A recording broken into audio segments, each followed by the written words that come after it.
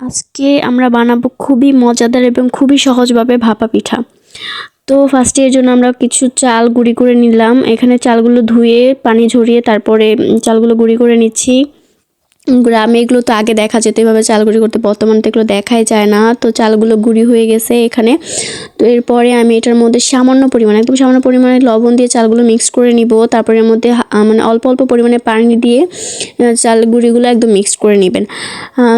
এরকম যখন দেখবেন যে দলা দলা পাকিয়ে গেছে, এইভাবে মুঠ করলে মুঠ হয়ে যায়, ওই পর্যায়ে মনে করবেন আপনাদের ডোটা একদম পারফেক্ট হয়ে গিয়েছে। আর এটা বেশিক্ষণ রাখার কোনো প্রয়োজন নাই, আপনারা সাথে সাথে পিঠা বানাতে পারবেন। তো আমি একটা চালন দিয়ে এরকম করে গুঁড়িগুলো চেলে নেবেন, বা হাত দিয়েও আপনারা গুঁড়ো করে নিতে পারেন, একদম মিহি করে নিতে পারেন। তো ওই পাশে আমি নারকেল আর গুড় নিয়ে নিয়েছি।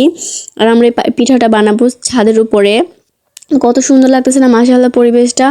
এরকম শীতকালে ছাদের উপরে বসে গরম গরম পিঠা খেতে কত মজা লাগে না বলুন। তো এখানে আমি পিঠা বানিয়ে নিব। আপনারা যে কয়েকটা লেয়ার ইচ্ছা আপনারা আপনাদের মন মতো বানিয়ে নিতে পারেন। তো আমি ফার্স্টে চালের গুঁড়ি দিয়ে নিয়েছি, এর উপরে গুড় দিয়ে নিব।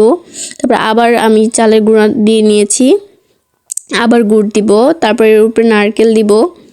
তো এরকম করে আমি প্রত্যেকটা পিঠে 2-3 লেয়ারের বানিয়ে নিয়েছিলাম। আপনারা আপনাদের মন মতো লেয়ার করে নিতে পারেন। যত লেয়ার দিবেন ততই খেতে মজা লাগে।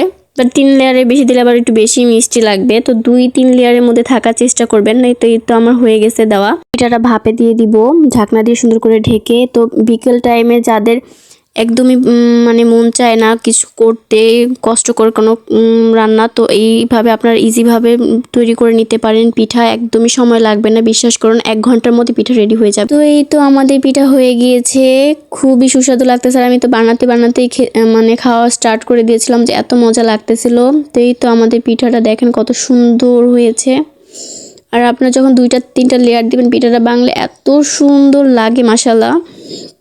তো এই তো এইভাবে বাসায় পিঠা বানিয়ে নেবেন। আল্লাহ হাফেজ, আসসালামু আলাইকুম।